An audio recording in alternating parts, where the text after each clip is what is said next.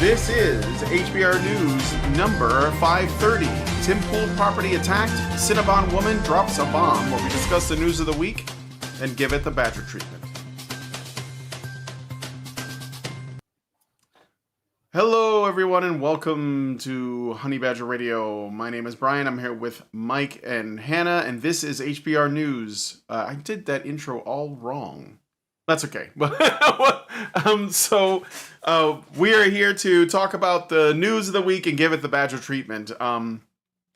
And this week we have a great show. We're going to be talking about some follow-up stories involving the January 6th pipe bomb and how that was covered. Tim Pool's property was attacked in a drive-by incident that wasn't in Chicago, for a change. And more, so stick around, it's going to be a good time. And be sure to join us afterwards for the patron-only show. So the patron show this week, I have this opinion piece from the New York Times called "The Case for Ending a Long, Mostly Good Marriage." So how can you take something that should be seen as a blessing and just throw it out completely? I'm going to make, this person is going to make a good case for doing that. And I'm guessing it's not for men.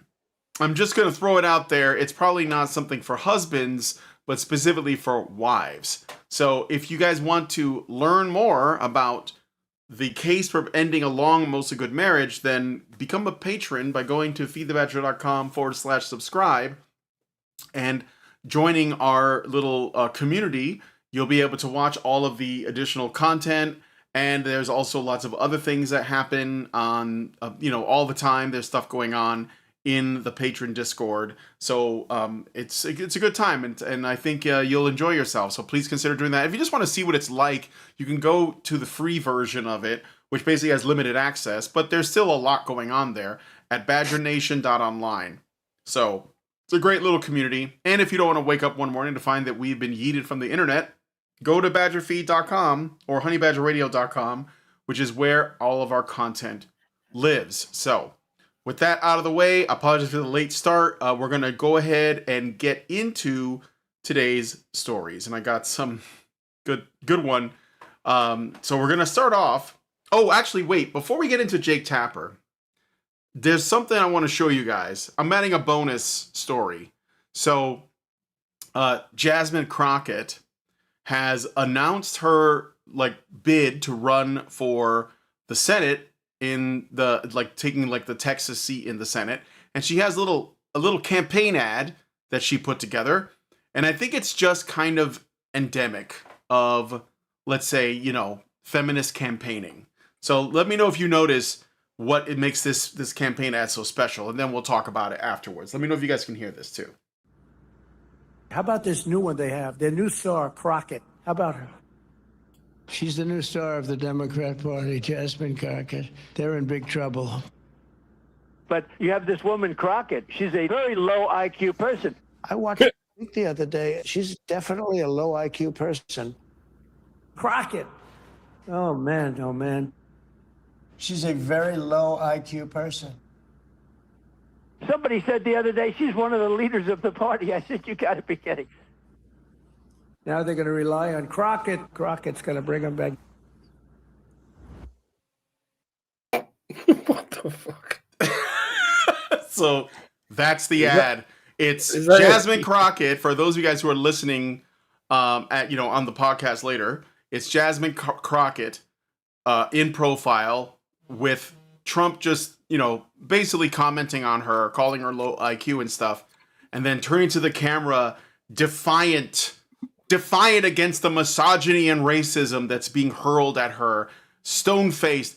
We don't know what her policies are. We don't know what she stands for. We don't know what she's going to do, but we do know this. She is a victim of the orange patriarchy.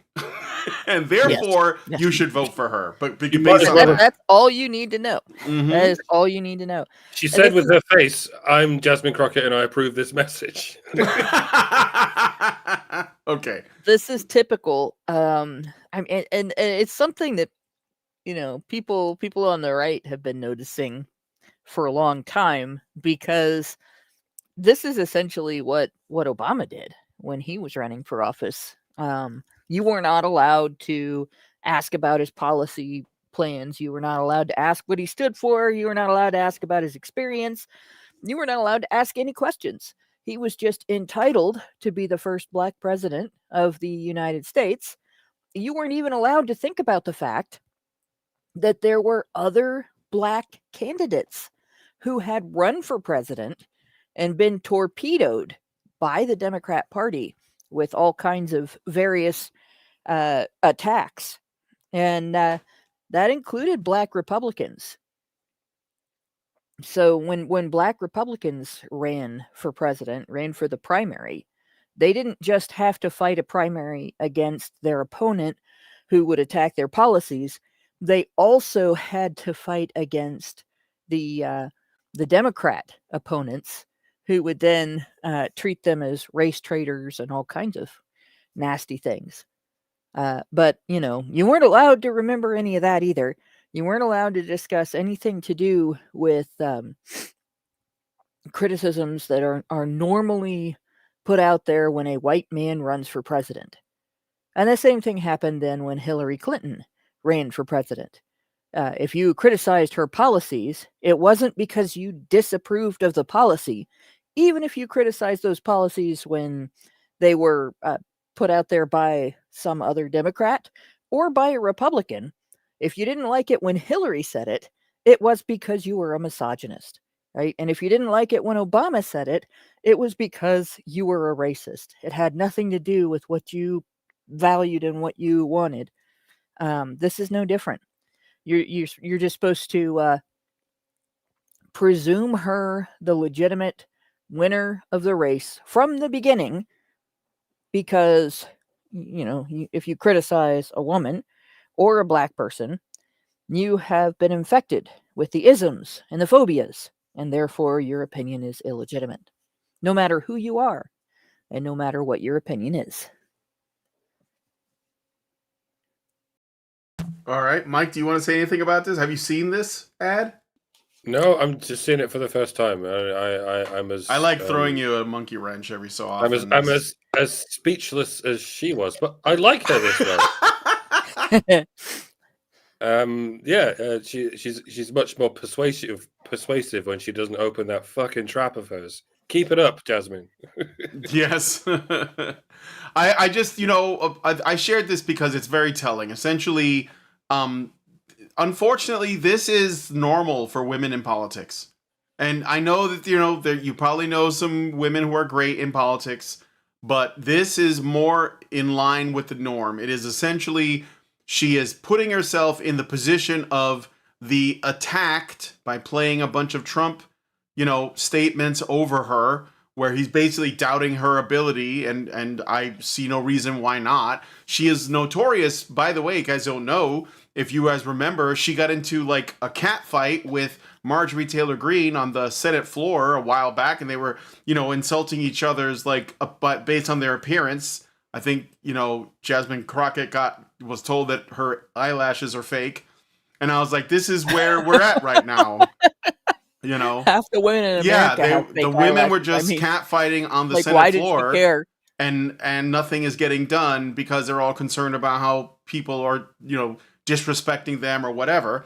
And she's trying to, and she is like, currently, this is, you know, whatever you feel about this is irrelevant. She is the sort of like rising star in the DNC, but it's only because of how often she makes headlines. It's got nothing to do with her ability. You know, it's just about, she's always surrounded by controversy, and it's like a reality show character. You know, she's just like the honey boo boo child of the Senate, and it's a mess. It's a mess. So I can't wait. I can't wait to see what happens when she goes up against AOC in the primaries. That's gonna be spicy, and I'm here for it. I will say, yeah. You know, fisticuffs have always been, and probably always will be, an occasional occurrence on Senate floors and congressional floors and houses of lords and wherever in parliamentary politics. That's been a thing throughout history. However, it hasn't been since the days where it was normal for men to wear powdered wigs as part of their fancy dress. I don't think they can hear me. I hear somebody just posted dead silent. No, what? You guys can't hear it? No. He's talking about something else. Okay. The sound is going out. It should be good. For wig pulling and calling people's eyelashes fake and attacks on physical appearance to be the main way that they fight. Like congressmen and senators occasionally used to knock each other out. I believe, God, I can't think of, where is it that is it New Zealand that the Maori are from? Doing the haka. It's New doing Zealand, the haka but only in America do we have redneck bitch fights like that. And unfortunately, that's probably going to be a thing forever too. Yeah, sure. I don't know if they, as Gabriel Phelan Lucas says, everyone in the Senate knows kung fu. I don't know. I don't know if they know kung fu, but they do know the sacred art of who flung poo. Well, all I will say is, like, I do think that the discourse level has dipped in America significantly. Look at old debates with, like, guys from the 60s like Richard Nixon.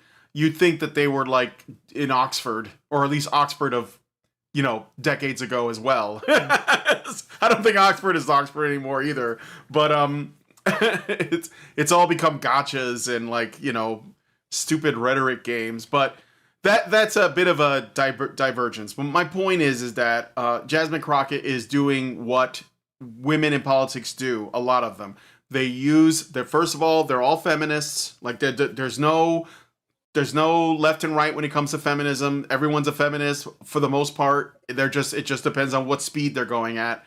And that means that they have to be victims of men. And that's how they make progress. Remember who was the Republican woman that was running, why am I forgetting her name? She was running for president, and there was, like, the debates, and she was saying something about, basically just you playing the woman card when she was at the debate stage. I mean, it doesn't matter where they sit on it. And it's just that some people like Crockett are really, really clumsy and sloppy about it. And so what she's doing is it's going to work. Okay. I know you guys are laughing, but this is going to work on a lot of women. Women are going to see this, and they're going to work on more men. It's going to work on, well, we'll work on men too, but the women are going to see this woman taking it on the chin, taking these insults and staring evil in the face, defiant and stoic, and they're gonna think, "Oh my God, that's a girl boss. I'm gonna vote for her." And so, that doesn't mean she's gonna win. She hasn't. Nikki Haley. That's what I was thinking about. Said about her, like from what she did, standing there, it could all be true. Just holding your chin up, and sticking your tits out and walking in like you own the place. Might be effective at persuading the unthinking. But the moment anybody actually carefully considers the questions that he's bringing up, she has done nothing to knock that down.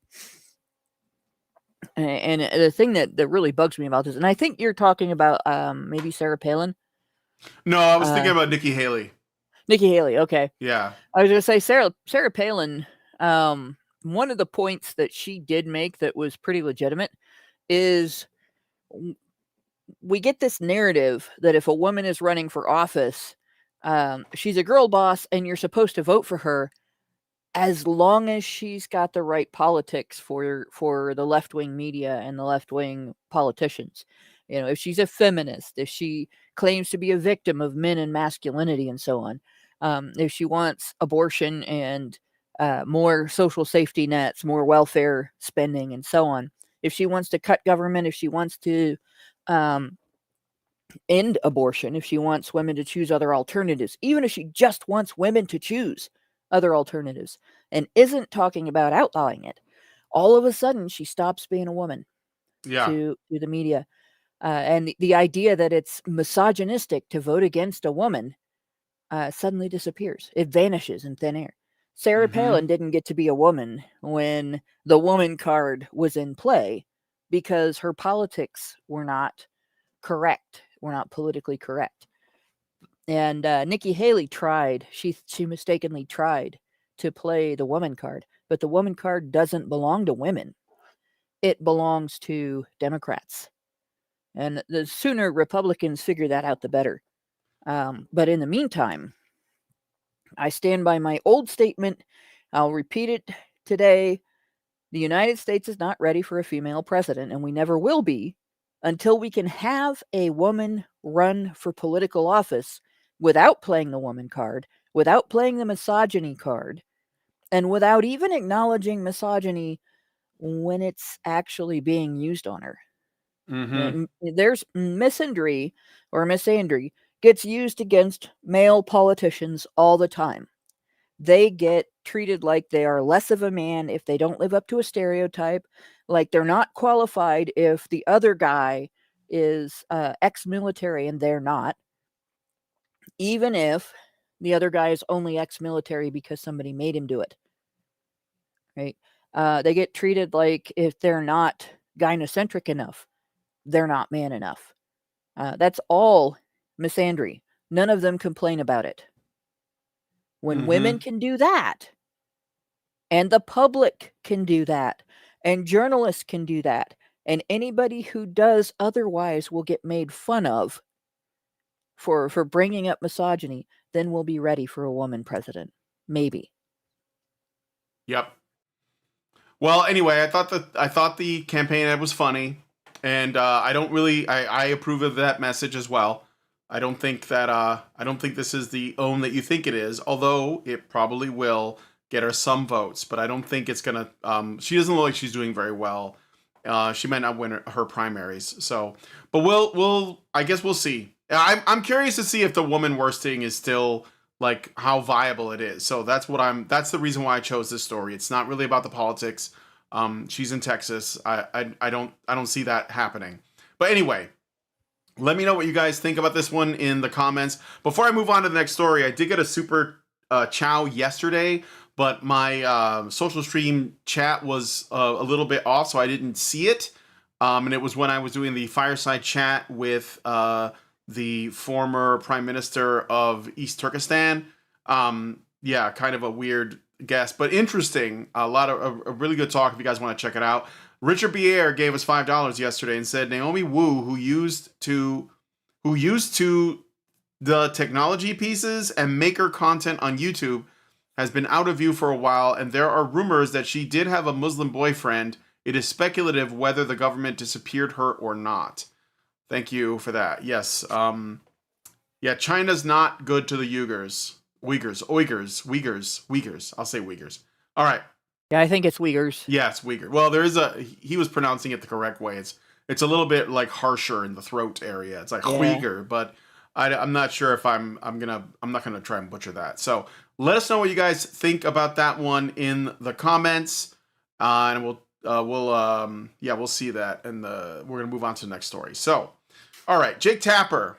So we did get a follow-up on the January 6th pipe bombing. Was really the bombs were put down on January 5th. So it was like the day before.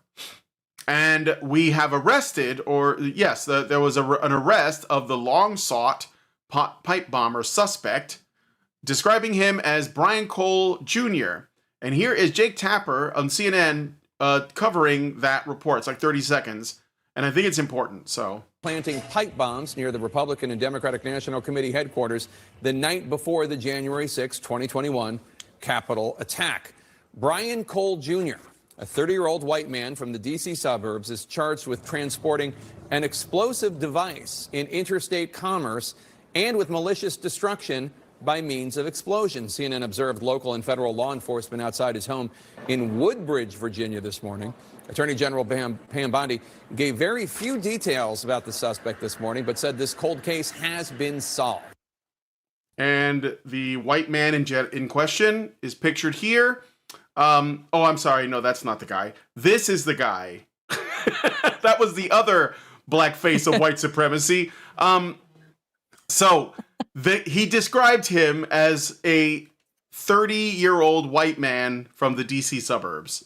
And this is the guy. So Okay, so he issued so Jake Tapper issued an on-air correction the following day, attributing the error to a script mistake and apologizing. Yeah, right. CNN doesn't make mistakes.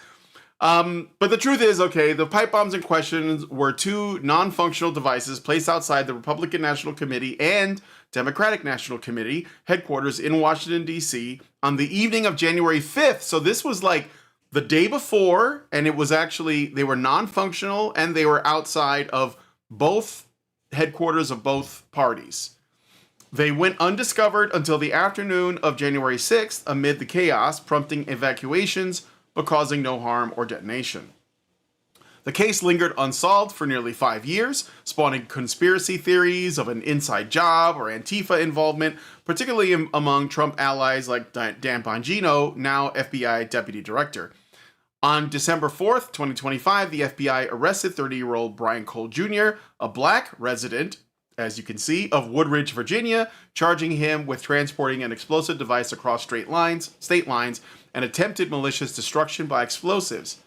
Evidence included cell phone pings matching surveillance timestamps of the hooded suspect in Nike sneakers, credit card purchases of bomb components, galvanized pipes, timers, and batteries in 2019 and 2020, so like in that time period, and his 2017 Nissan Sentra captured on license plate readers near the sites.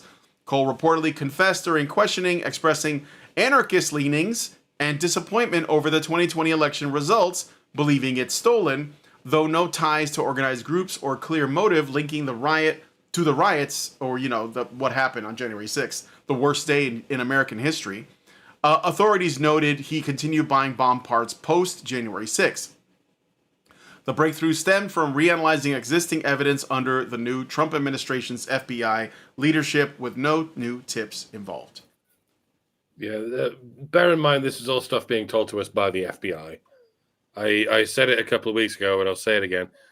The FBI does not tell the truth, like ever. Certainly not the whole truth and nothing but the truth.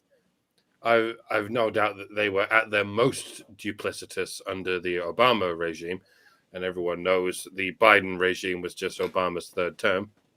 And that would explain why they didn't even bother investigating this pipe bomber for those entire 4 years. Honestly, it's probably because they did it. It was only ever a psyop to get people outraged or distracted or both. January the 6th was entirely a false flag operation. It couldn't be more obvious. It was obvious from the start to anyone who's not a retard. We've no reason to think the alleged pipe bombs were anything but another element of the false flag operation. But just because Kash Patel is in charge now doesn't mean they're suddenly telling the truth. The FBI, as an institution, is not going to admit that they are a rogue institution that just lies and entraps people and churns up the fog of war at every opportunity. If they admit the truth, it would jeopardize its existence as an agency. And just like any other government agency, its primary function is to keep itself existing. So I'm not all that convinced that this Brian Cole Jr. chap did a goddamn thing. I'm not even convinced he's a real person. They don't even need a real life patsy anymore. They have AI. They can just invent a person out of whole cloth and then wash their hands of the whole affair. Maybe they didn't. Maybe this is the one time they're telling the truth, but I'm not confident. And I don't know why anyone would be. Governments and their agencies have always lied. And now that governments have the technology to lie even harder than ever before, you should be even more skeptical. This boy has done nothing but cry wolf for generations. Once upon a time, they could at least show you a picture of a wolf, and that would be somewhat convincing on the surface. But that no longer means anything. The wolf is probably AI generated. Does that mean we can't believe anyone anymore? Yeah, it kind of does. You should be skeptical of everything that you haven't seen with your own eyes. And even if you have seen it with your own eyes, you could still be under a misapprehension. But in the meantime, we can still laugh at the media and its clowns like Jake Tapper. Some people we can't be sure if they're lying or not, but some people are so obviously pathologically lying that it's comical. They will literally show you black and say it's white. They can't help themselves. They lie for sport at this point. They try to tell the most obvious lie they can think of and see if they can get away with it. And it's tempting just to let them get on with it and see what happens when they finally hit a brick wall. When they can say black is white and get away with it. When they can say the sky is green and get away with it. When they could say 2 + 2 is a banana and get away with it. I mean, they're going to descend into madness right in front of our eyes on live television. And I'm here for it. I want to see what happens. But at the same time, in a sane world, these people should lose their jobs. At some point, the FBI and the CIA need to be gutted from top to bottom and never replaced with anything, because they're probably lying about everything. But before that, we should deal with the people who are definitely lying about everything, like CNN. That's the first thing that needs to be gutted and never replaced. You literally tried to tell us black is white, Jake.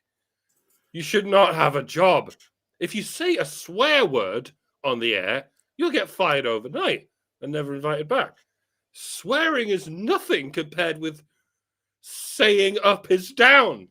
That shit is mental. You're supposed to be telling us the truth, not the clear and exact opposite of the truth. You should be tarred and feathered and bum rushed into the street where you belong to spend the rest of your life standing on the corner of an alleyway selling pencils from a cup. Until that happens, it's not a serious country. And it hasn't happened, so it's not. It's like we're living in the 7th sequel to 1984. This is way too far-fetched to be reality. And I don't think it is. We're in a simulation. We have to be. I will continue to tell myself that because it's the only thing that keeps me sane. If indeed I am sane, probably not. I'm probably lying too, and I don't even know it. Ignore me, ignore me entirely. Ignore me. I'm just flabbergasted. I agree with Mangaka 92 or Mangaka 92. I'm just shocked that Steve Urkel would do this. When questioned, he said, Yeah. "Did I do that?" Yeah. Sorry. I think that was a brilliant comment and needed to be highlighted. But in all actuality, note that when they finally found, the conspiracy theorist who did something intended to be violent as a result of the belief that the election was stolen, and he turned out to be somebody who actually couldn't put things together properly the way he wanted them to go so that they would do the thing he was trying to do. I could do that. What he tried to do, like I have no background in chemistry and since high school, except a couple of classes in college that after I took those, I ended up changing majors, dropping out for several months, and then going to a different university and not taking any further chemistry. So this isn't something that, like you have to be an expert to be able to do this right. And yet he fucked it up, which is good because nobody got hurt. That's great. But at the same time, how absolutely pathetic. The only person they could find, if this is true at all, if, like Mike said, if it's not completely invented, if he's not an AI image that they created in order to make it look like the case was solved, if there was ever anything actually planted, their scapegoat turns out to be a complete dumbass who can't even do that right. I'm just I'm here for it. For 5 years we've been hearing, 5.5 years really, we've been hearing because it was predicted that that there would be riots and all kinds of crap, that the right was going to start a civil war, even though one was already kind of going on. And this is what we get. Steve Urkel wannabe, who cannot do the most basic, like people who are literally intellectually disabled have created better working incendiary devices than this man did. And yet the left would have you believe that we should be panicking over right-wing violence in response to the election that occurred in 2020.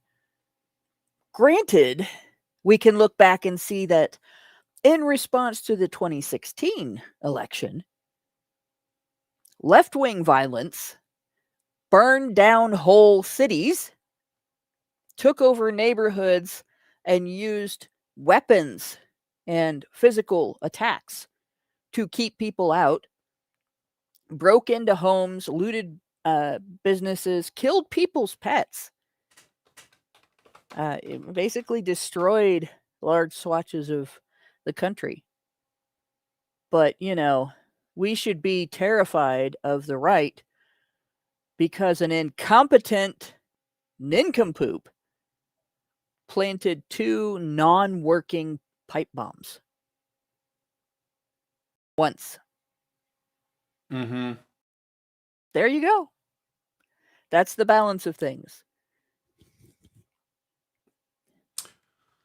Yeah, well, that's absolutely correct. That is the balance of things.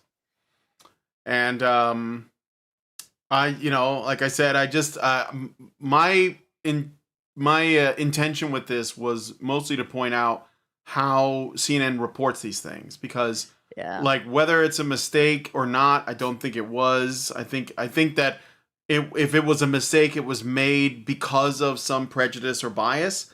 Because remember, these people, leftists, they use things like being on the right interchangeably with things like being white or being male.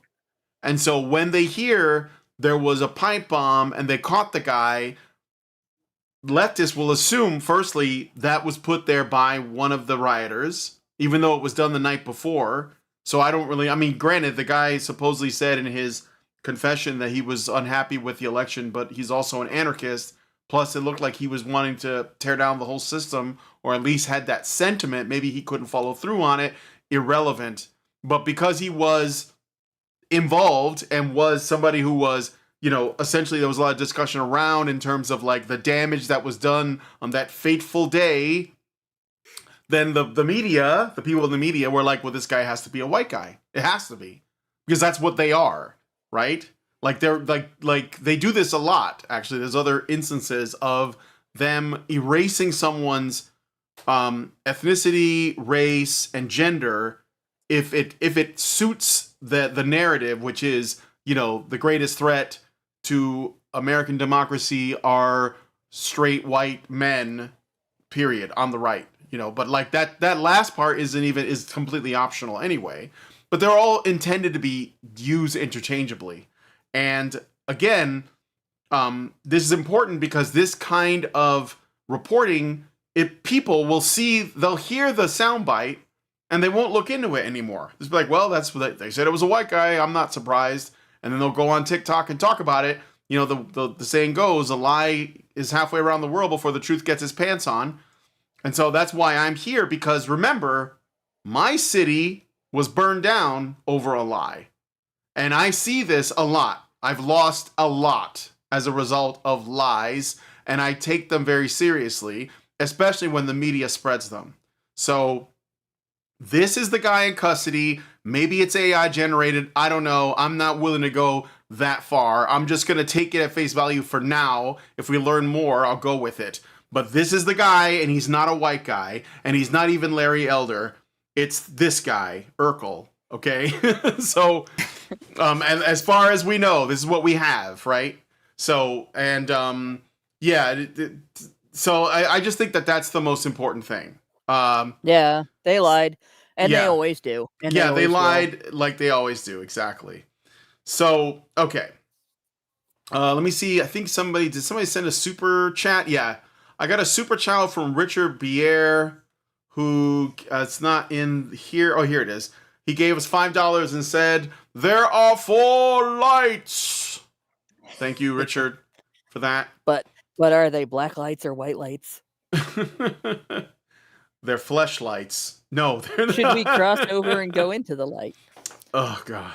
All right. Well, anyway, let us know what you guys think about this one in the comments, and we're going to move on to the next story. So this has gone viral, and I know it's a little thing, but we covered the Shiloh Hendricks incident as well, and so this is sort of related, okay?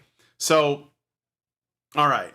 On December 6th, a TikTok video captured a confrontation at a Cinnabon kiosk in Bay Park Square Mall, and I'm not even going to try to pronounce that, but it was in Wisconsin, so it's got like an Indian name, Ashwaubenon or something, near Green Bay, where a white female employee identified in some reports as Crystal Wilsey, unleashed a tirade against a black Somali Muslim couple.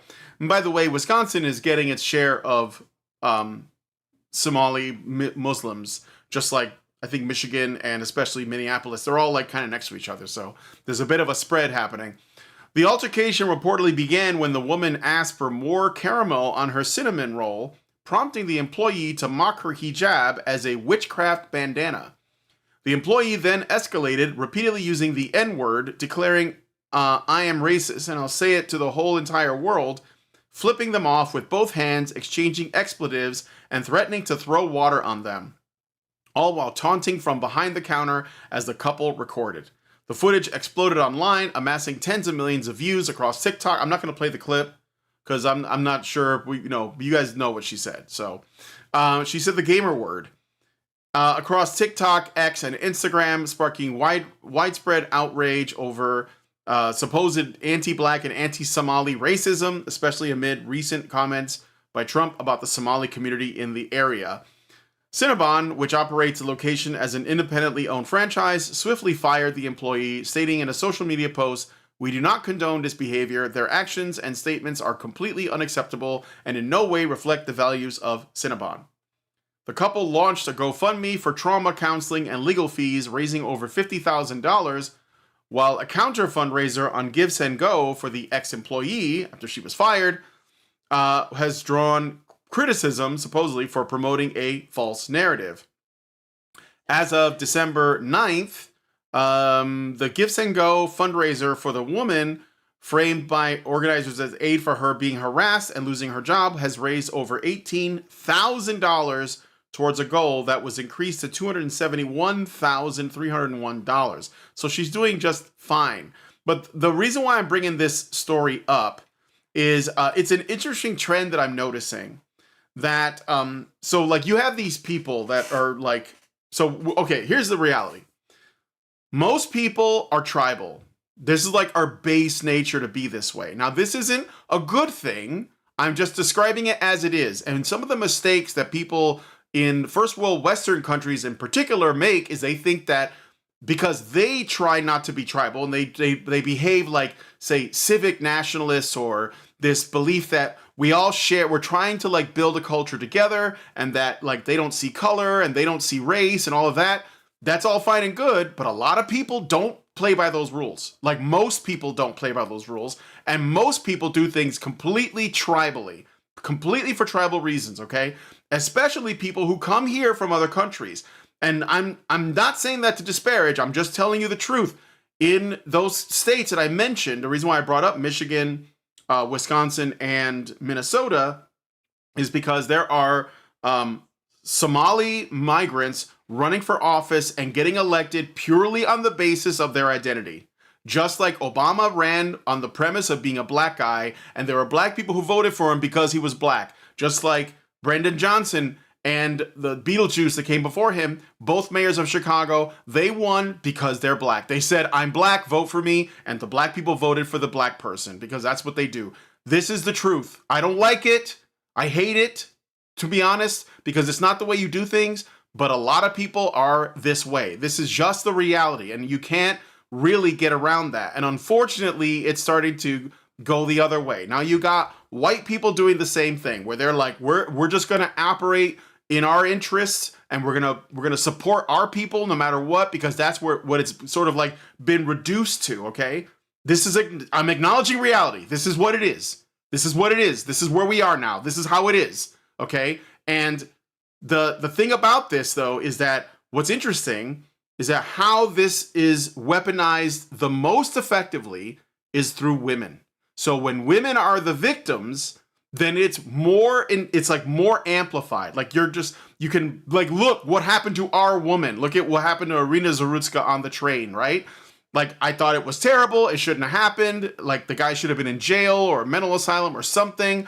I'm not defending that at all. Like the guy who set the girl on fire on the train in Chicago, and like these things are terrible, but because we are getting to the point where people are interested only as seeing the world we live in as a set of tribes that are all fighting each other in fucking Minnesota. Okay, there was a Somali guy running, I think he was for mayor or something, but I'm not sure.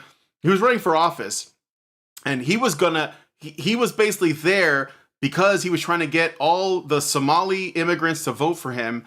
And the only reason why he lost, because he did lose, but the only reason why he lost was because there were different Somalian tribes that were at odds with each other, and there were a bunch of Somalians that didn't vote for him because he wasn't in their specific tribe within the Somalian population, right? So like that's the reality. Like, you don't like it, I don't like it, but that's what it is.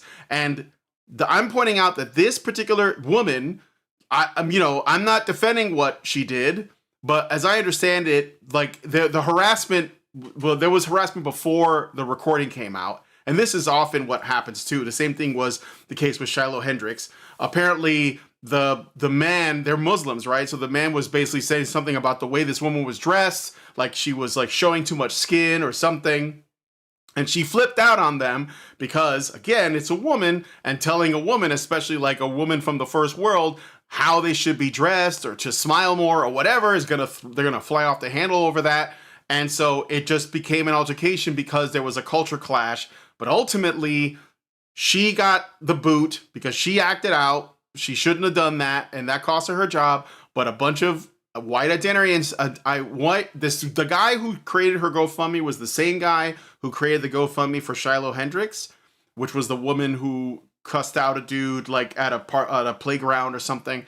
And it's the same sort of like elements at play, right? There's a woman, she's a victim, we're gonna use her, and this is what's happening. Like, we're becoming more tribal because we are becoming more gynocentric to a point where it's not even rational, and this is going to create more problems in the future. So this is why I'm bringing this up. I mean, like, it's something that no one's going to talk about. They're going to talk about the race thing, and they don't see that it's women's victimhood or lack thereof, like perceived victimhood, that is the weapon that is used to cause these clashes. Like, even on the other side of this exact same incident, the woman of the two people that she was cussing out is the bigger victim on the other side. So that's how they're doing this. And that's why I'm bringing this up. So anyway, you guys will have your own take on it. That's fine. And I'll just like let you all have the floor so you can say whatever. Just from the perspective of a person who has worked in retail and food service, I'm gonna insert a little skepticism here, and I have serious doubts that this situation has been as fully presented by either side. In my experience, there's a phenomenon, and this is probably about 90% female, but men do it on occasion as well. But men only have race that they can use, whereas women have, and disability, whereas women have gender as well. And that is gift card seeking or compensation seeking, where the individual will come into an establishment and they'll behave in an aggressive or essentially taunting manner or otherwise bad behavior manner toward people that are there. Like I had a lady come in, and when I worked as a coffee steward at Speedway, and I had a lady come in, look over at me, wait until I was watching, and then deliberately pull a pot of coffee from a brewer that was actively brewing coffee. So coffee was coming out and going into the pot, and she pulled the pot, so there was a huge mess. And then as soon as I went over and cleaned it up, she went to complain to the manager that I had implied that she had done something wrong. And when that didn't get her a gift card, she called corporate and accused me of being aggressive and everything. And it was all because she was female and because this or because that. And none of it had anything to do with what actually happened. Now, at that time, there was nobody filming anything, and there wasn't a camera trained on the actual site of the coffee makers. So nothing could be proved either way. So I didn't get in trouble, but she did get a gift card. I was told that she did get a gift card, and that I was not to interact with that customer again. So when she came in, I had to stop what I was doing and go in the back room and go do some other task. But then if I didn't finish my work because she's out in the front room, I would get in trouble for not getting stuff done. Right. So this is a common practice. You go in, you heckle, you behave aggressively, as long as you're not actually threatening. Right. As long as you don't lay a hand on somebody, as long as you don't do anything you can get into legal trouble for or get kicked out for. And of course, the company gives you $10 to $50. I had a coworker that got fired, and the customer was given $50 because when he rang up a larger than normal amount on a credit card, she checked his ID, and he made something racial out of it, even though she did that with many customers, and there was evidence that was true, and it had absolutely nothing to do with race or sex or any other demographic. So when I see this as presented as a conflict between a white employee and any non-white demographic, or in other news stories where it's been a male employee and some female and demographic, I'm skeptical that this was organic, and I suspect that this couple was compensation seeking. Now, I don't have any other evidence of that. Like, there's not something I've read online about this specific case or anything like that. But yeah, it's a common practice, and I suspect very strongly that this is a story of that particular type of behavior, and we're never going to find out. And it mostly works best when the person seeking compensation like that is female. And I've known companies that have had to deal with women who do this over and over again. And basically, the company never makes any money off of that woman, because every time she comes in, she goes back out, and whatever she spent, she makes complaints until she gets gift cards and other discounts in close to or at the amount that she spent, basically using up all of the difference between what the company spent serving her and what they made from her. And it's really the cheaper the food place, the more frequently this kind of behavior is tolerated. And at a place like Cinnabon, I imagine that they probably see this all the time. Starbucks probably sees it all the time. McDonald's, I know, sees it all the time, because I've seen people doing it when I was a customer. Waffle House. Waffle House. Well, what happens at Waffle House is they just throw chairs, and if you can't catch it and toss it aside, you're fucked, right? And then Waffle House fires you for being attacked, and so on.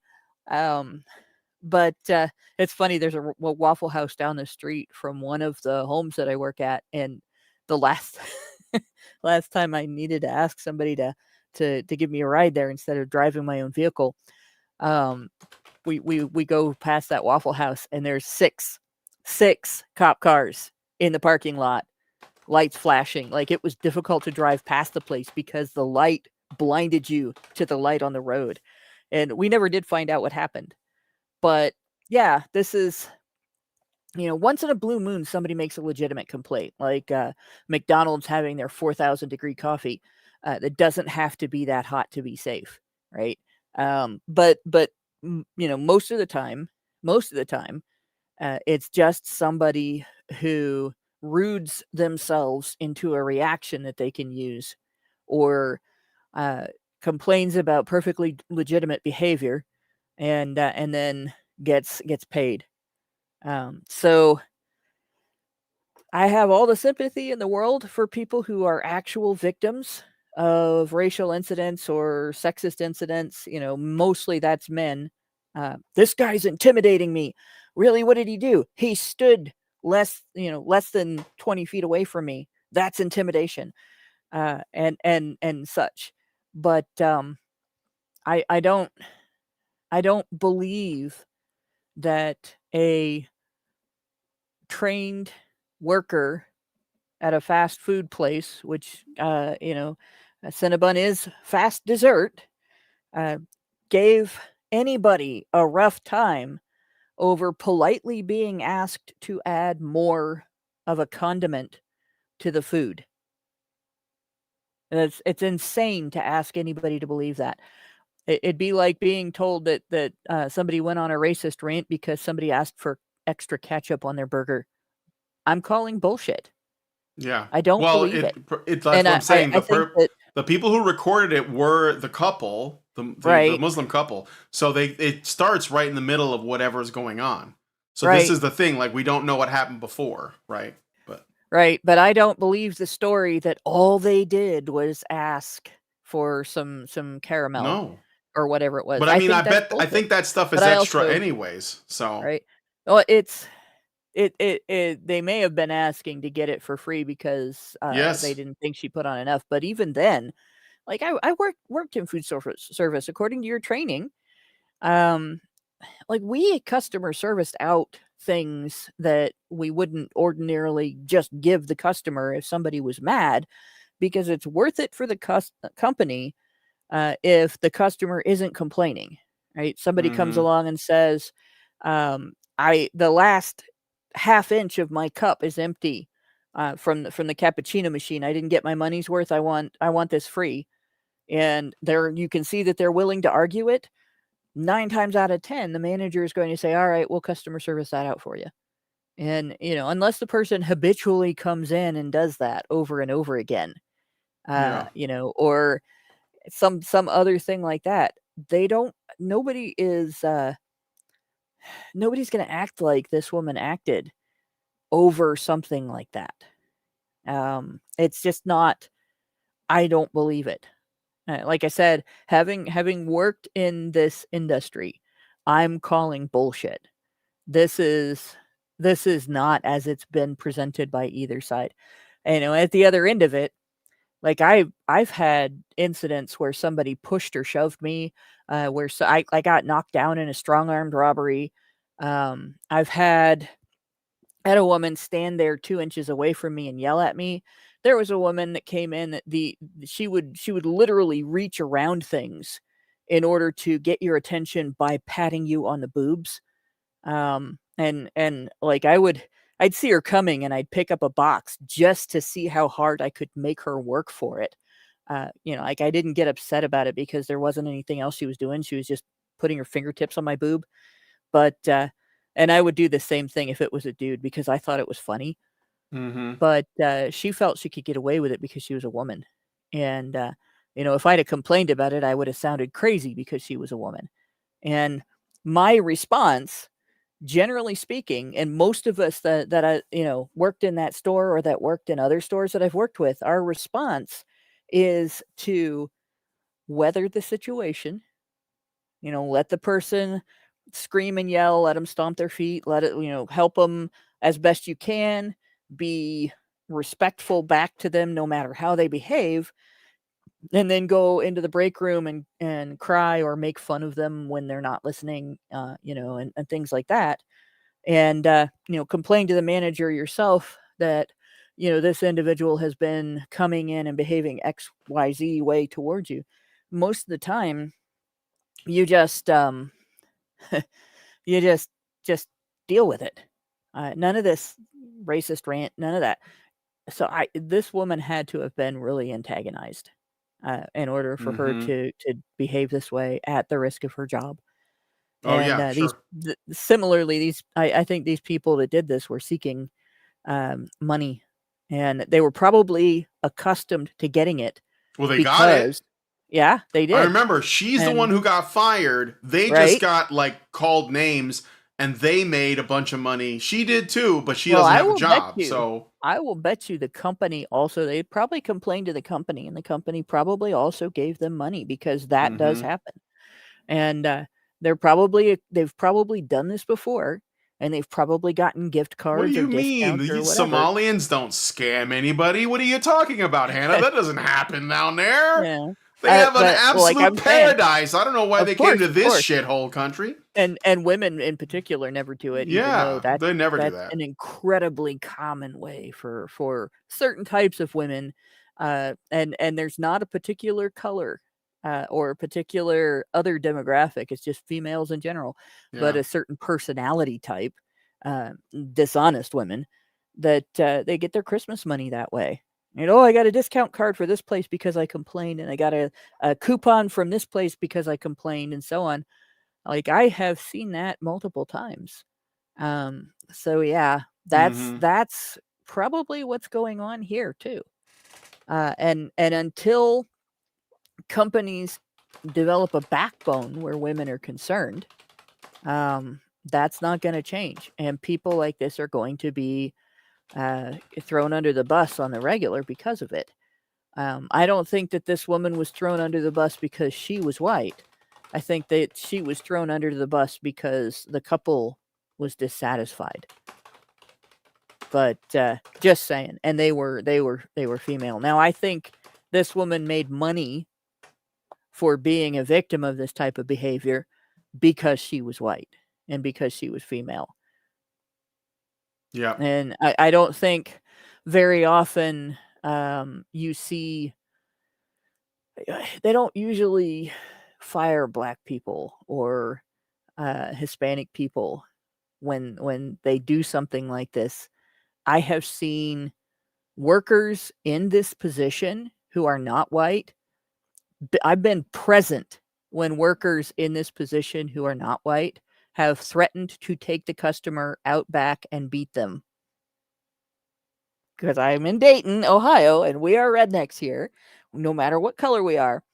And that employee did not get fired. Yeah. So, yeah. All right. Mike, do you have any thoughts? I do. I'm gonna focus on the language aspect of all of this. Identity politics is a fucked out enough subject already, but it broadens out into general semiotics, which is very often my personal bugbear because I'm something of a word nerd. And semiotics is the nuts and bolts of identity politics, after all.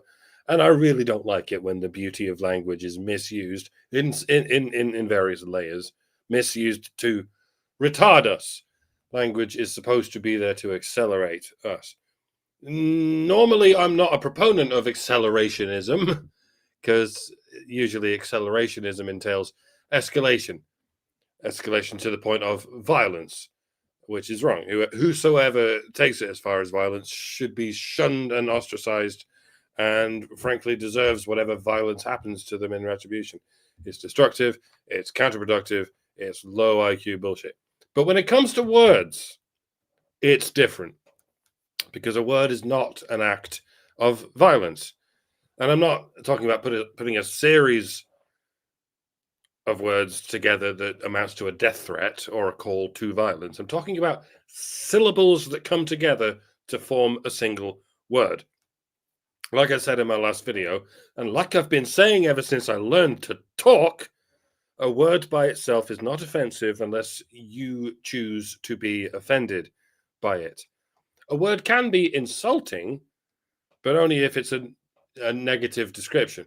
Calling someone stupid is insulting. Calling someone ugly is insulting. Calling someone hateful is insulting. That's something for everyone to bear in mind. But referring to someone by their nationality or their ethnicity is not insulting by itself. It's not insulting to call someone an Anglo.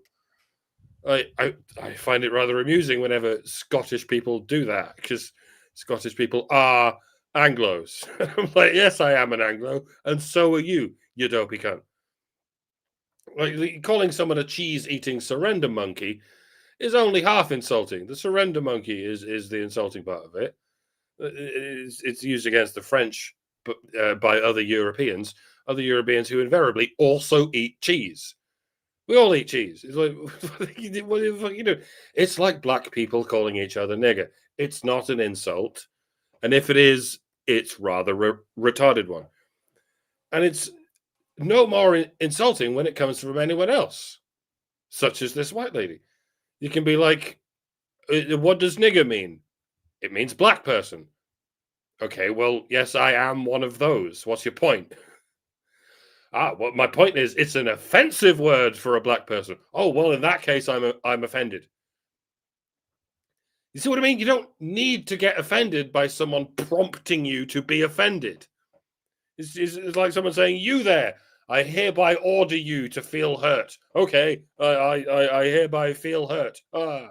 It's fucking retarded. It's impossible for anyone to hurt you with a word unless you give them complete and express permission to do so. So maybe don't do that. But I've been saying this for years and nobody listens, and it's because that's not actually quite what's going on most of the time. The truth is, people don't feel hurt by these words. If anything, they love hearing them because it gives them a reason to hurt the person saying them. Like the lady behind the camera at the Cinnabon incident said, you're ruining your life. As in, I'm going to ruin your life. She didn't feel hurt at all. She was delighted to hear that word because now she gets to ruin someone's life. It's like in that episode of the Boondocks where the teacher calls Riley a nigger. Riley acts all outraged in public, but behind the scenes, he's ecstatic. He's jumping up and down, he's high-fiving everyone and having the time of his life because it means he's going to get a payload. I know it's fiction, but many a true word is spoken in jest. And that is what happens. That is how it goes down. But as it happens, nowadays, there's been a turnaround on top of a turnaround. It's not just the person who hears the word who gets a payout. It's also the person who says the word. First it was Charlotte Hendricks, now it's this chick. It's a worrying prospect, isn't it? You too can make $100,000 if you go viral, blasting out the bad word. I mean, it's not that people are getting black fatigue, they're getting nagger fatigue. They're sick and tired of being nagged into not saying certain words. And with good reason. It's fucking retarded. No one's actually offended. They're just looking for a payload. And at this stage, people aren't even being offensive. They're looking for a payload. What's the only way out of this retarded mess? Like I said, accelerationism. If everyone just said these words all the time like they're nothing, they will lose all their power. That's the only way to make them lose all their power. They will become normal words that have no special effect on anyone. They'll be no more offensive than the word butterfly. Try it. When you see a butterfly, go, look at that flappy little nigger. It's majestic. Oh, look, the sun has come out. Look at the sun. Look at that hot, shiny nigger. What a beautiful day. It'll sound weird for a while, but eventually we'll get used to it. And once we get used to it, the novelty will wear off. It'll be just like any other word, and it will no longer be an international scandal every time someone says a fucking word. It should never be a scandal of any magnitude when someone says a fucking word, never mind a scandal that makes millionaires of whosoever said it and whosoever heard it. Seriously, you all need to put your big girl panties on and grow the fuck up. Imagine a world where anyone can just say any word and it doesn't fucking matter. What a wonderful world that would be. What a fun, chilled out, mature environment that would make. Fucking a boy can dream. But all a boy can do is dream when he's surrounded by cunts. I said what I said. We're gonna bring that word back. Yeah, I mean, I get, I'm with you. Like the word, but the thing is, this is why it won't be normalized, because it has a lot of power, and so and it's supposed to have that power. I mean, it's the power to make you tens of thousands of dollars, apparently. So I think that if there is any silver lining, it is that we will get to a point where that word will lose its power because it will be overused, and that's what needs to happen, in my opinion. But one other thing about this that I thought was interesting, two other things actually. First, let's talk a little bit about the power of that word. So there was another incident that I considered bringing up that was related to this story, which involved a high-profile case from Portland, Oregon, where a black man named Gary Edwards, who was a homeless man in Portland, it's basically just a Portland resident, was acquitted on October 31st of second-degree assault charges for stabbing a white man, Gregory Howard Jr., in the shoulder on July 8th near a public beach and light rail stop. Edwards admitted to the stabbing, claiming self-defense, testifying that Howard immediately yelled the N-word upon seeing him, instilling fear of an imminent attack. So, and we don't even know if it was actually said because there was no evidence. So we have a case where a black man stabbed a white man, could have killed him. Maybe he would have. I don't know if like the white guy didn't get out of there. And instead of the black man going to jail for, stabbing someone with a knife, he got off because the dude called me a name. He called me the most powerful insult on earth that lets you be immune to crime. And this is the kind of thing that you see. People will you'll get like a violent incident and then someone will investigate and be like, well, he called me a name, so I had to do something. And it's not like fighting words or anything. And again, we don't even know if this really happened. So we have one incident where involving a man and he gets stabbed for his trouble and the guy who stabs him gets off. And then you have another incident involving a woman who gets loses her job, but she makes like $100,000 and she's probably going to make even more. So this is another sort of expression of that I thought was really interesting. The other thing I was going to bring up is that Harry Sisson got in on this when this broke because he saw racism. So he was like, oh yeah, absolutely, like MAGA, conservative, whatever, because that's what these people think. Folks, check this out. Another Trump supporter has been caught on camera being racist and a total piece of trash to a Somalian couple in Wisconsin. So again, somebody was being racist in his opinion, automatically a Trump supporter. But turns out she was a Biden and Harris supporter. This is her lawn. Women's choice is on the ballot. Vote Democrat. So there you go. Typical. I know, Typical. but again, I wouldn't care. Like I don't have to make these like arguments for what party a person belongs to, but this is the tactic these people use. It's not the actual party that matters, it's the dishonesty that matters. But Yeah. there's another thing here. If it had been one of those incidents like where the one chick at the fast food place I was at threatened to take the customer out in the back parking lot and beat her ass, was black, and that had been this incident, he wouldn't have assumed she was a Trump supporter, even female, or if it was a white guy, he still might have. Well, yeah, Harry Sisson lies. It's his job. He's a propagandist. Assumed it, but not a black guy. He wouldn't have assumed Trump supporter, right? Well, there are white guys that look like black guys that are bombing the DNC. So Yep. Like But this that's- mistaken but identity the sure point happens a is- lot. The point is, he assumed she was a Trump supporter because she was white. Right? Yeah. She got No, a I know. payout because I she know. was a woman, and she got fired because she was white. Mm-hmm. No, for sure. So anyway, I just thought, again, like most things, it's not that simple. So Yeah. I'm just sort of like showing you all, like there's like what people jump to conclusions on, and then there's the truth. There's a theme today. Like a lot of the stories are like, misinformation or like sprinkled in misinformation for the purpose of crafting a larger narrative of like who the enemy is and the mistakes and in them getting caught, because we live in the time of social media where we can get information, we can get confirmation, or at least like question what's being presented, and that's a good thing. So anyway, we're gonna move on to the next story, but I just thought I would share that. And if there's like any interesting developments, I'll follow up.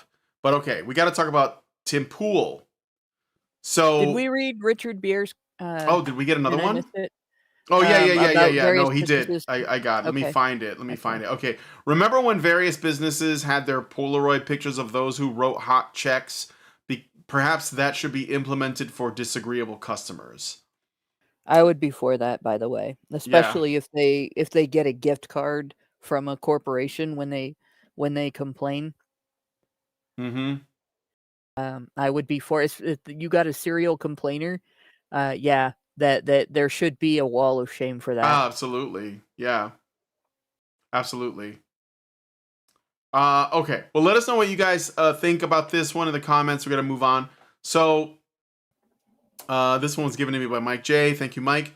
Podcaster, political commentator, and operator of Timcast IRL, Tim Pool, has revealed on Twitter/X that Saturday, quote, "A vehicle approached our property and opened fire. No one was hurt. Our security team is reviewing the incident and will be relaying the report to appropriate law enforcement. This is the price we pay for speaking out against evil," end quote. This is, sadly, not a new occurrence for Pool, as his property has been swatted over a dozen times, and there has been at least one other instance of gunfire in or around his property due to trespassing. In the hours after the attack, Pool further shared his thoughts on Twitter/X, saying, quote, "My immediate thoughts is someone is trying to scare us, but we have a security gate and armed guards, and it's possible this deterred something more serious," end quote. So before I get into the rest of Mike J's write-up, because he goes into like a broader conversation about leftist violence, because that's what this is. And they accuse Pool, by the way, of being a conservative commentator. I don't know if you guys know, but Tim Pool is far from that. He is the king of the fence sitters, okay? And I'm okay with it. I respect it. I get it. But not at all what they're painting him as. But this is another case of what I've been saying, where they basically what's the saying go? They don't say you are a Nazi because they don't try to kill you because you're a Nazi. They call you a Nazi so they can kill you.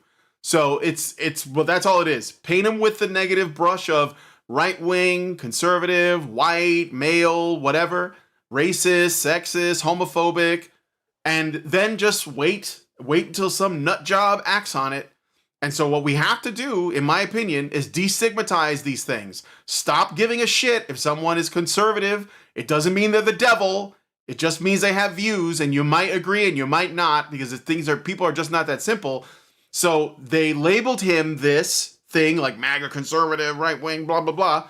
And someone tried to do something. And so Tim Pool is here. Some people have claimed that this isn't real. And again, all we can do is take what he has said. I don't see any reason why Tim Pool would lie. I know that he is generally concerned about safety, because I remember covering a story a while back where Andy No, who reports on Antifa in the Portland area, went to do some reporting, and he was attacked by Antifa. And he had like some brain damage or a concussion. He had very serious injuries. Yeah, he had serious Very injuries. serious. And Tim Pool sort of finger wagged and said he shouldn't have done that. And I gave Tim Pool shit for it, because I said that, like, the journalists, what they do is extremely crucial. And Andy knows a grown ass man, and he knew the risks that was involved in going to these places. And I back him up for that. And I think I've been vindicated, because since then, there have been arrests, and Andy No's done the rounds, and he's written books, and he's okay. But the point is that if we don't confront evil, then this shit's just going to keep happening. And that's what I was saying. You can't hide in your compound. But that being said, I'm not saying that Tim Pool was never in danger, because again, like Mike J said, he had been swatted several times. And now Tim Pool has like a wife and a child. So I think that this is putting him in a different state of mind, especially in the wake of Charlie Kirk's assassination and the multiple assassination attempts on Trump and other politicians, right? So we're looking at the big picture. There's a lot going on here. And anyway, so Tim Pool is kind of like, he goes on a rant here because, and this is sort of not related, but I thought I'd bring it up. Candace Owens has basically like been like, let's say she's been she put Tim Pool in one of her thumbnails, and it suggested that he's like in cahoots with the people who killed Charlie Kirk in some way, even though she doesn't explicitly say it, but because she uses this kind of clickbaity imagery to get people to watch, Tim Pool was not happy about that, and so I'm going to play a bit of this clip. Organization that's rallying young people, causing a shift in the political leanings of a generation for the first time in history, is now in dire straits. Their leader and founder murdered, and prominent pieces of human trash are trying to destroy it. It's fucking evil. So you know what? When someone pulls in front of my property and fires on it several times, I'm sitting here looking at these vile pieces of shit and thinking to myself, for what purpose will I stick my neck out if this is what happens after Charlie Kirk is killed? Candace Owens is a fucking evil scumbag.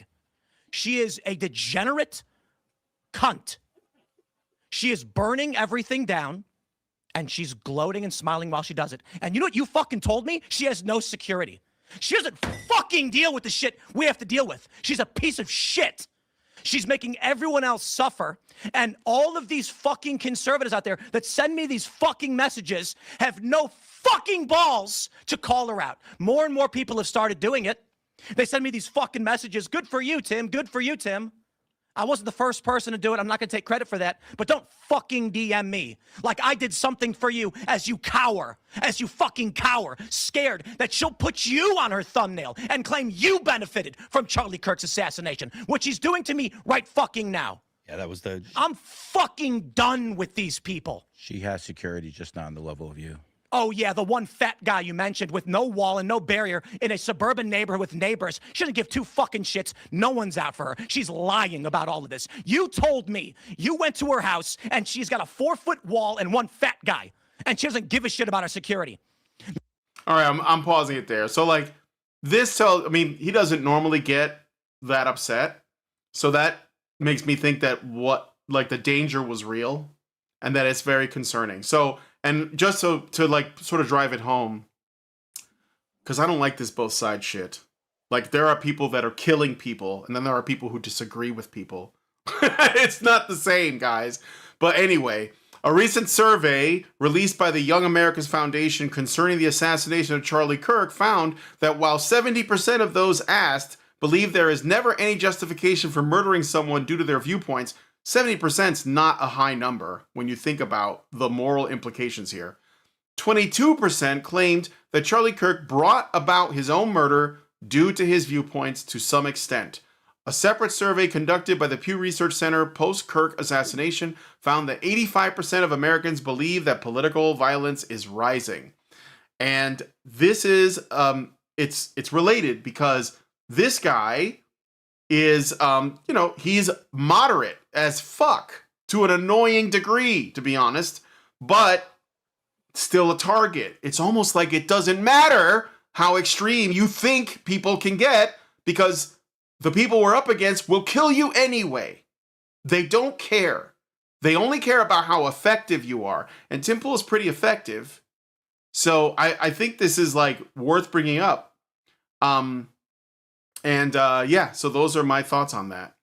Maybe it's a blessing in disguise how apparently ineffective we are. Maybe it's a blessing in disguise that we haven't had an ICMI in public since 2019. I'm starting to wonder if it'll ever be safe to have one again. There was a Minds conference in Philadelphia shortly after that ICMI. Tim Pool was there and Sargon and a bunch of other big shots. After that, we all crammed into a small bar and got all sweaty and drank a selection of craft IPAs. It was fun, but I recall there was a roving band of Antifa thugs kind of circling the venue at the time. It was all sort of, what the hell is going on? Do we need to be worried?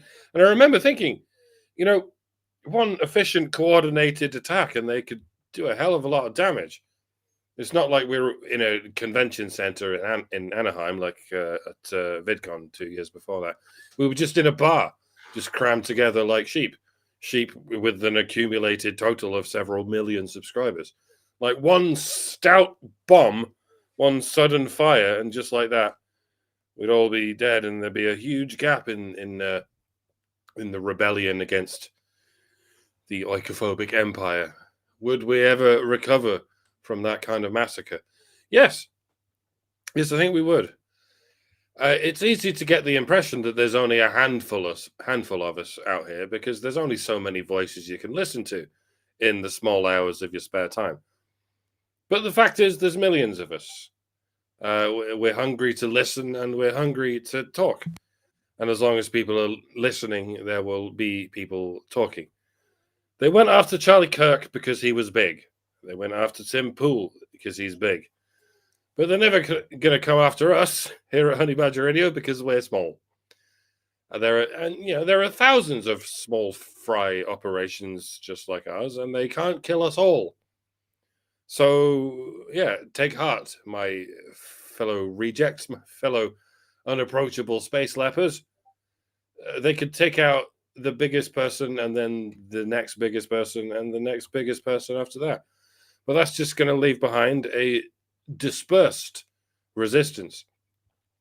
You know why they couldn't bring down Gamergate?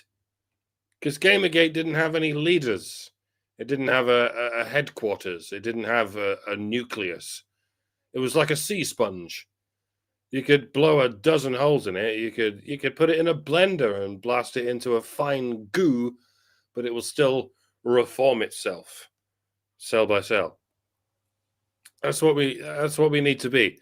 Not a titanic beast with a heart that you can strike with a harpoon, but a swarm of microorganisms. You might go into this thinking, I'll never be as big as Tim Pool, but my friend, that's a good thing. You need a $6 million security detail to be as big as Tim Pool. Fuck it, you don't want that in your life. But you can be one of millions of small voices chipping away at this. Well, we call it the blob for a reason. Our enemy is also a swarm of microorganisms. That's why it's so resilient. We need to be resilient in the same way. So, yeah, make your voices heard, folks, even if nobody's listening. We've been sword fighting against a fart for too long. It's time to become a fart. One that smells worse than the fart we're fighting, or smells better, whatever. Do you ever hear yourself talk and wonder how the hell you got here? Well, not me. I know exactly what I'm doing. I'm a fart particle. Hear me roar.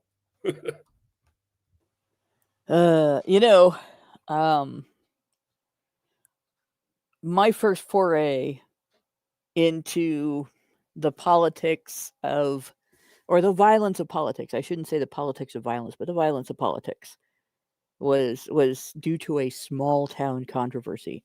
My mom was on the city council in my community when I was growing up, and there was a controversy over who was going to be the chief of police, and it was small town bullshit mostly.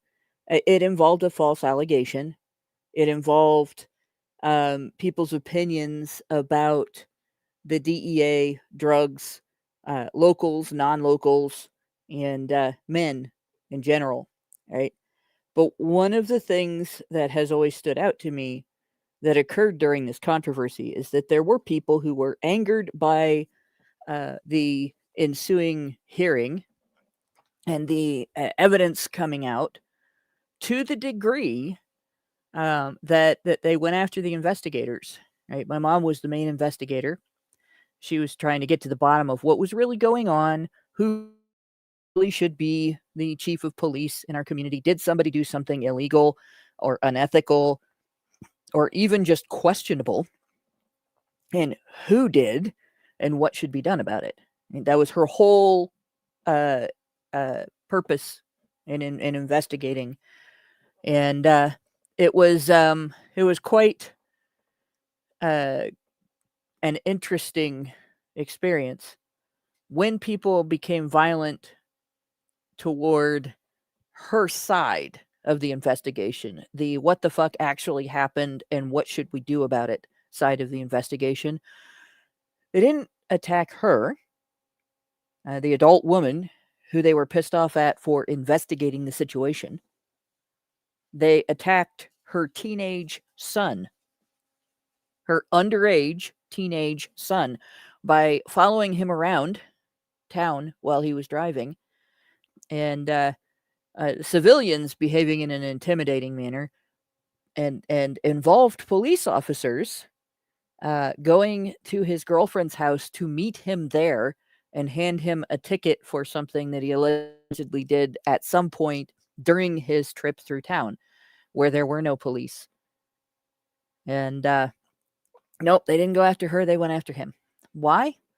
Because if you go after a woman, she's a victim, right? If you go after a man, he must have done something to deserve it. If you go after a boy, nobody questions you. He must have done something to deserve it, right? So I have some predictions regarding this. You know, Candace Owens, we knew, Gamergate knew, and I tried. I gave her the entire extent of my benefit of the doubt that she might have become a better person after the social autopsy bullshit, and it turns out that she did not. Right? And I haven't been listening to her whole investigation into the Charlie Kirk murder because it's Candace Owens, and I don't trust her. Even with the entire benefit of the doubt, like I've so run out of benefit of the doubt that she got extra. She used extra. And you know, I actually gave her hope. And no, she stepped all over that. So I haven't really been paying attention to her investigation because of that. I haven't been paying attention to her presentation of evidence or any of that. I noticed that her titles are always clickbaity too, but you kind of have to do that. Ours are too. You know, now you kind of have to do that or the YouTube algorithm just buries your shit. But I also noticed that everything that she has promised and everything that she has said, everything she's saying on X, it's all clickbaity. And she keeps promising to drop bombshells.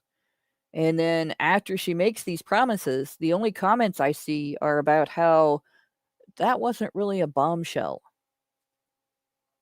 It was interesting information, and there maybe are things to debate about it, but it's not really a bombshell, right? So clearly, she's doing the female thing of attention seeking and making it more about herself than the investigation or the subject of the investigation.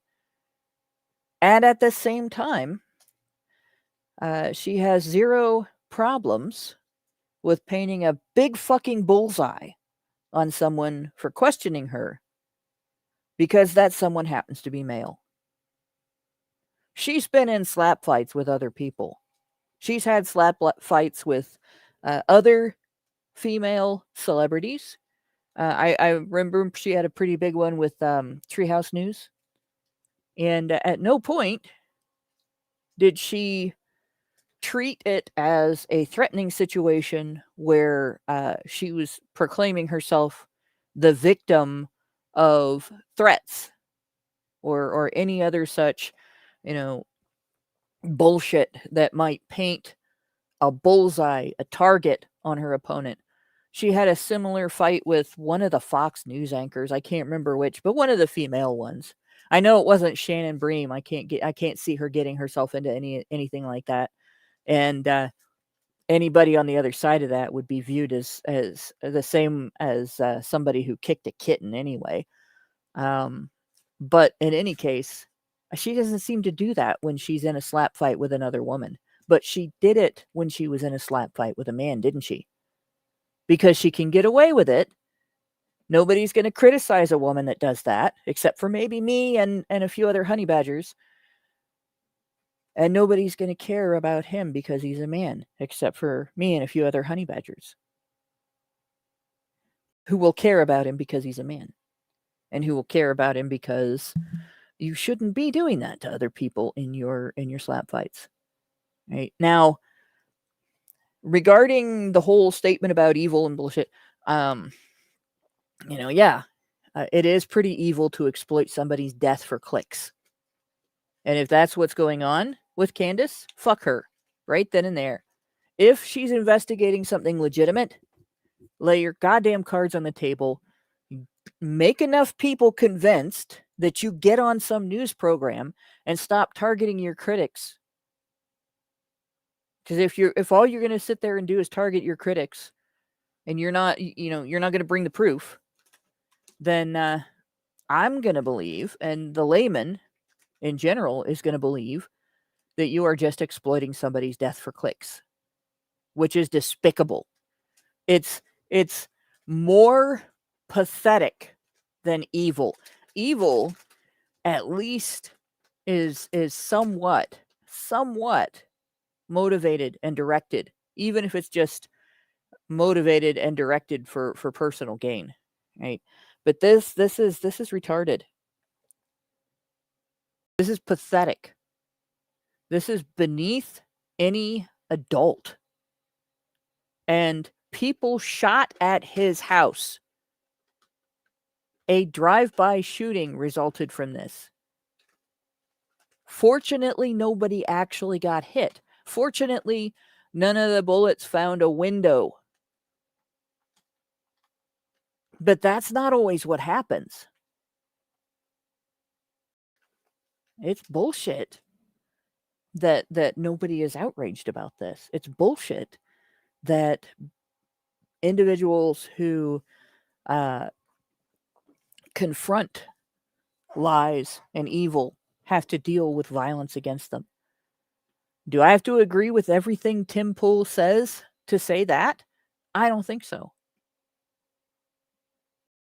I want you to remember the number of men in media who have been through something like what he just went through versus the number of women. I can only think of one woman off the top of my head, and I can't think of her name.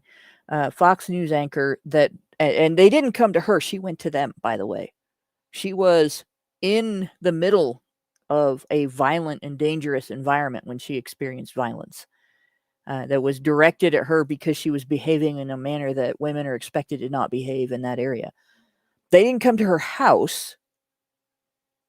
She went to them.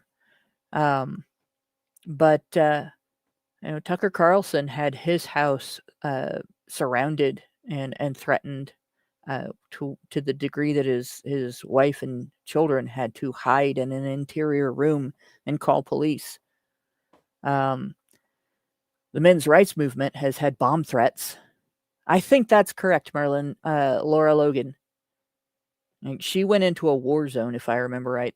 She wasn't just in, but she was definitely in an environment where she put herself in danger. So it was closer to Andy No than what Poole experienced. But they came to his house. They came to Tucker Carlson's house. That's what men experience. And when they complain about it, then people treat them like they're wimps for complaining about it.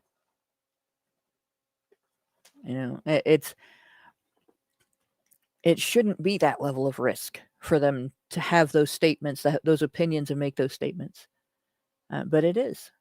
And it is because they are men. So in terms of what's been going on, in my opinion, this is something that Candace should take accountability for. She won't. She won't apologize. She won't admit that she's contributed to this happening. And nobody will criticize her for failing to admit that and for changing her approach to debate between herself and Poole. And this will probably happen to him again because he will piss people off again.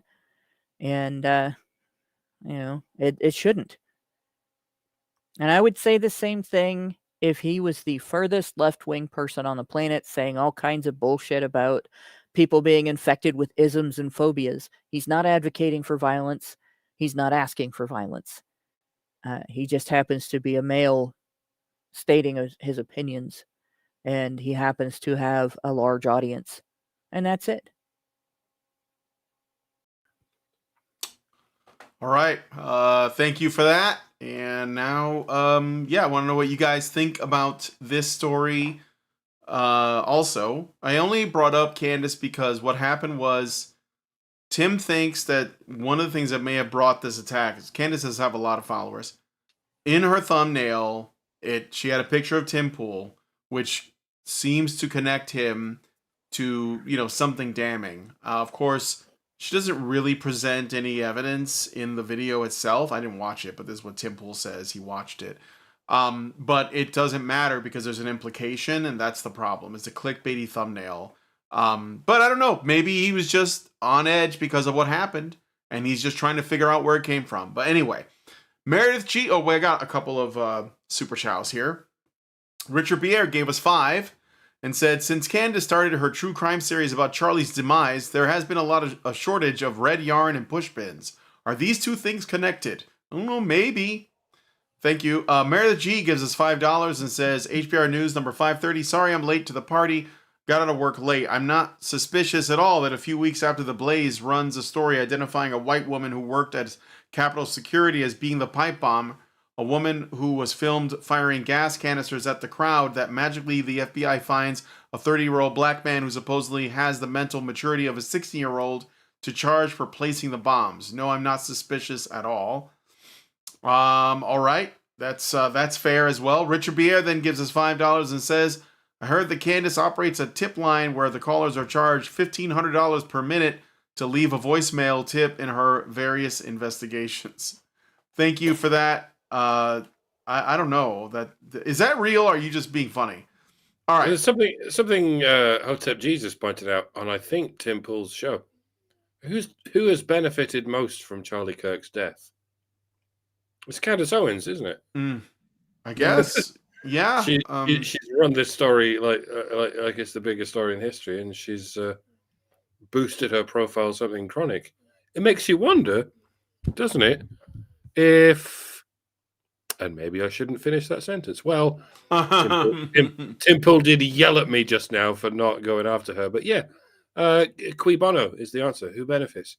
Seems like it's Candace. Maybe Candace killed Charlie. I mean, maybe. Maybe. Where was she when it happened? I mean, I'm just saying. Maybe it was Candace who shot at Tim Pool's house as well. I'm just asking questions. I'm just asking questions, tough guy. All right. Well, anyway, none of this is medical advice. I am not a doctor. But anyway, okay, we're gonna wrap it up here, though. And thanks, guys, for coming on the stream. Thank you to Mike J for helping me out. Thank you to Hannah and Mike for contributing your thoughts on these stories. And thank you guys most of all, again, for tuning in. All right, we're going to head into the patron show now. We're going to look at this opinion piece entitled, The Case for Ending a Long, Mostly Good Marriage. Because why not? Why not shake things up and destroy your marriage and break up your family? Why not? And if you want to find out what wisdom awaits in this New York Times opinion article, then go to feedthebadger.com/subscribe to set up a monthly subscription. $5 a month will get you into the Discord where you'll be able to watch all the additional content and partake in all of the various community activities that are going on. All right. So with all that said, thank you guys so much for coming on today's episode of HBR News. If you guys like this video, please hit like, subscribe if you're not already subscribed, hit the bell for notifications, leave us a comment. Let us know what you guys think about what we discussed on the show today, and share the video because sharing is caring. With all that said, I will see you all next Tuesday. Men's rights activists are machines, dude. Okay? They are literal machines. They are talking point machines. They are impossible to fucking deal with, especially if you have like a couple dudes who have good memory on top of that too. Holy shit, you're fucked.